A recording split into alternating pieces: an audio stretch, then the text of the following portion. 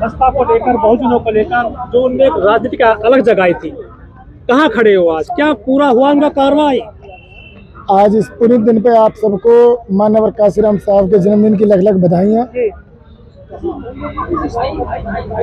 आज हम उनका 91वां जन्मदिन मना रहे हैं, तो वो हम सबकी रगों में खून बन के दौड़ रहे हैं, वो हमारी सांसों में सांसें बन के दौड़ रहे हैं, वो हमारे खून में, हमारे शरीर में, वो हर अंश में मान्यवर साहब धड़कने का काम कर रहे हैं। आप काशीराम जी की बात करते हैं, लेकिन पूरा देश राम की बात कर रहा है। राम राज्य, राम भी काशीराम से ही पूरा होता है। अच्छा, काशीराम साहब के अंदर भी तो आप जब उनका नाम लेते हो तो काशीराम में क्या आ जाता है ना राम। तो हमारे राम काशीराम, बहुजन समाज के नायक, बहुजन समाज के हीरो, बहुजन समाज के मुक्तिदाता, बहुजन समाज के आदर्श मान्यवर काशीराम साहब हैं। उनसे बड़ा कोई रहबर नहीं होगा। उन्होंने बहन मायावती जी को तैयार कर एक योग्य उत्तराधिकारी के रूप में भारत को एक बड़ी देन दी, और बहन मायावती जी ने साहब काशीराम जी के बनाए हुए इस कारवां को बहुत बखूबी ताजिंदगी उन्होंने इसको आगे बढ़ाने का काम किया है। आज बहन जी के योग्य नेतृत्व में पूरे देश भर में मान्यवर साहब काशीराम जी को याद किया जा रहा है, और समय बदलने वाला है। लेकिन लोग कह रहे हैं कि जो कारवां है ना, बीएसपी के नेताओं ने रोक दिया है। वो जो काशीराम जी गांव-गांव जाते थे साइकिल पर, वो अब नहीं चल रहा उस तरह का मिशन, कैडर नहीं हो रहे। विरोधियों का काम बहुजन समाज पार्टी का विरोध करना है। लेकिन आपको दिखने ना क्या? मैं बता तो रहा हूँ, आप जब विरोधियों से चल के पूछोगे बसपा के लिए, तो वो क्या बताएंगे? वो आपको बहुजन समाज पार्टी के विरोध की बात बताएंगे।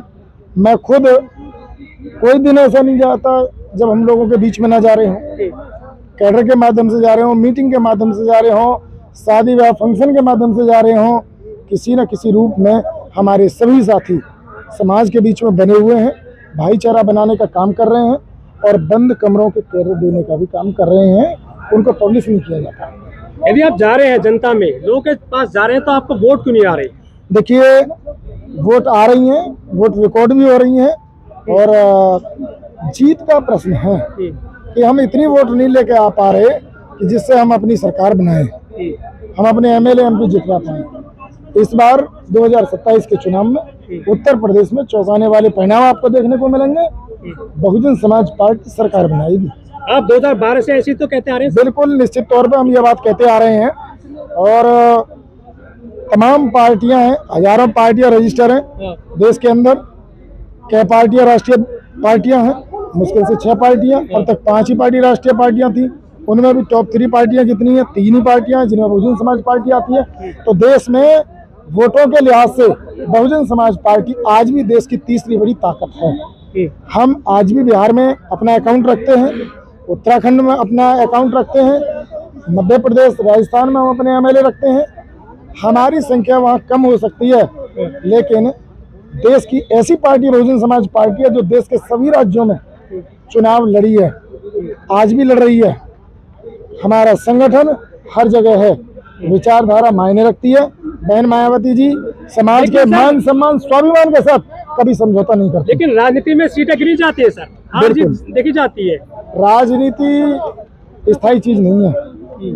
राजनीति में पार्टियां आती हैं जाती हैं, चुनाव हारे जाते हैं, 5 साल बाद दोबारा आते हैं। आज कोई पार्टी है, कल दूसरी पार्टी आएगी। स्थायी होती है विचारधारा।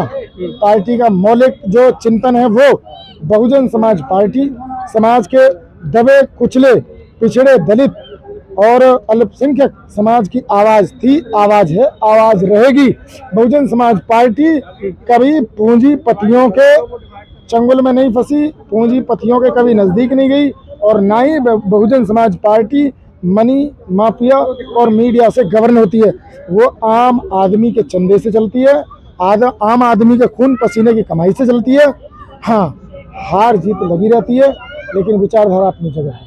लेकिन सूरजपाल जी, आपने कहा कि मनी मीडिया और माफिया, आप इनसे जो है परहेज करते हैं और राजनीति में सबसे ज्यादा यही यूज किए जाते हैं। हाँ बिल्कुल, निश्चित तौर पर मनी माफिया और मीडिया हाँ। राजनीति में यूज किए जाते आपका हैं। मीडिया में कोई प्रवक्ता ही नहीं चाहता आप बोलने के लिए। आप समझिए, मीडिया तो आप भी हैं, आप यहाँ दिखाई दे रहे हो, टीवी पे नहीं जाते आप यहाँ दिखाई दे रहे हो ना, तो जो मीडिया यहाँ दिखाई देगी उसके सामने हम अपनी बात रख रहे हैं।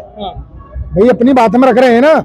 आपने पतियों के चैनल है, वहाँ क्यों जाते हैं आप? सैटेलाइट चैनल है वो हम बता तो रहे हैं। देखिए, मनी माफिया मीडिया ये पूंजीपतियों के लिए काम करते हैं और ये दलितों, पिछड़ों, अल्पसंख्यकों के खिलाफ काम करते हैं। तो हम किनकी आवाज है? डर गए क्या उनसे? नहीं, हम डरे नहीं है उनसे, ना कभी हम डरने वाले।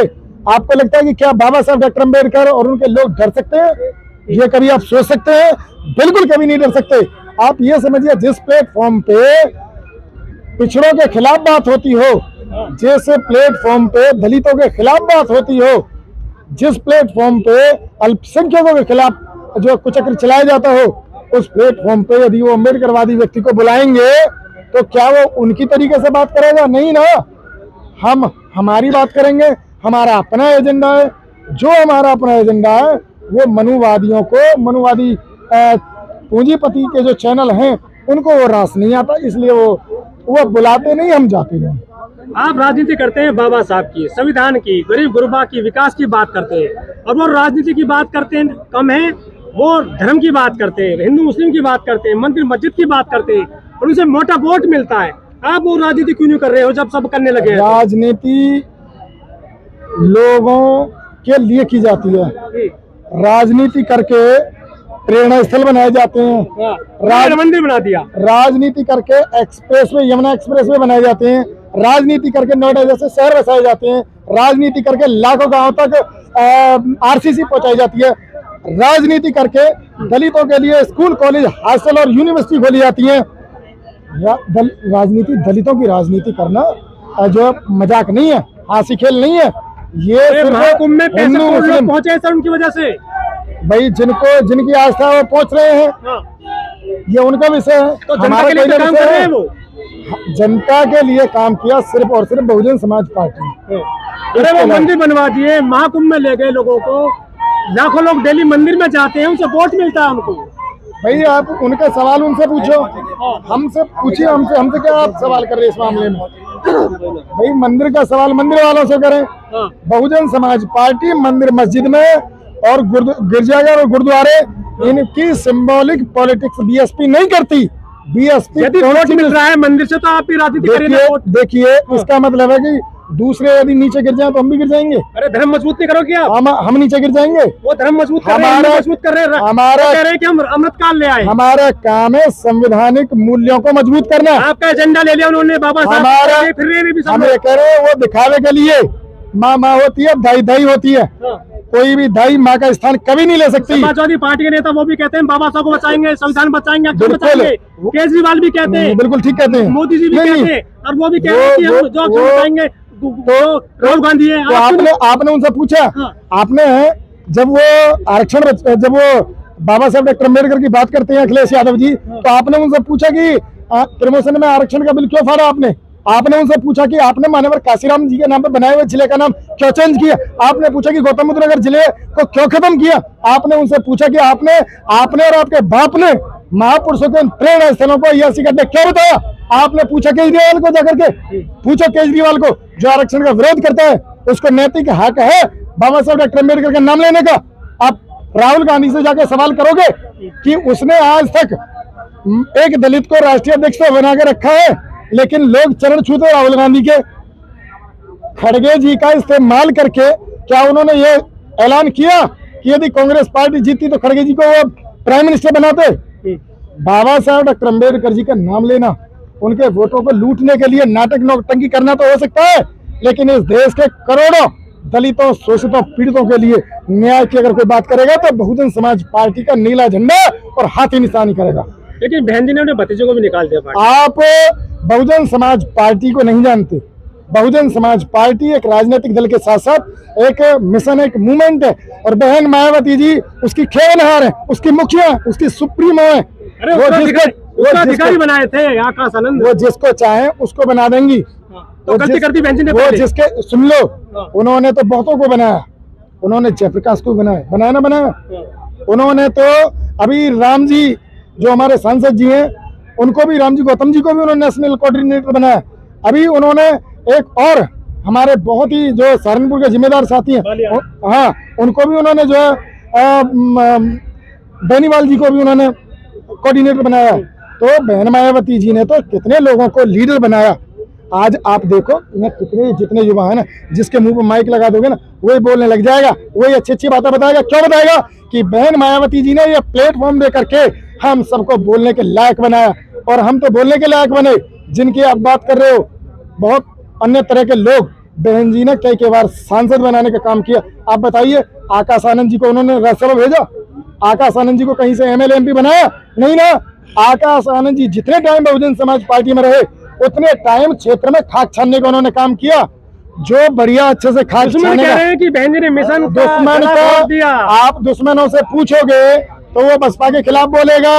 आप हमसे पूछ रहे हो तो हम बसपा की बात कर रहे हैं। आप हमारे लोगों से पूछोगे, दलितों से, पिछड़ों से, अल्पसंख्यकों से जाकर के पूछोगे तो वो बताएंगे कि लॉ एंड ऑर्डर किसकी सरकार में अच्छा होता है? बहन मायावती जी की सरकार में। स्कूल, कॉलेज, यूनिवर्सिटी कौन बनाता है तो बहन मायावती जी। आज आप जिस शहर में खड़े हो, बीजेपी से पूछो उसका योगदान क्या है, सपा से पूछो योगदान क्या है, और कांग्रेस से पूछो उसका योगदान क्या है। राष्ट्रीय दलित प्रेरणा स्थल किसने बनाया? हमारी गवर्नमेंट ने बनाया। इस शहर को देखिए, इसका विकास किसने किया? बहन मायावती जी ने किया। यहाँ से चल के एक्सप्रेस वे निकलता है, इंडिया का पहला एक्सप्रेस वे किसने बनाया? इंडिया का, पूछ कह रहा हूँ मैं, इंडिया का। इंडिया में एक्सप्रेस वे टेक्नोलॉजी लाने का काम बहन जी ने किया।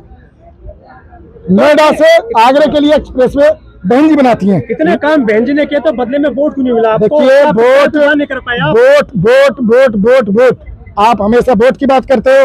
वोट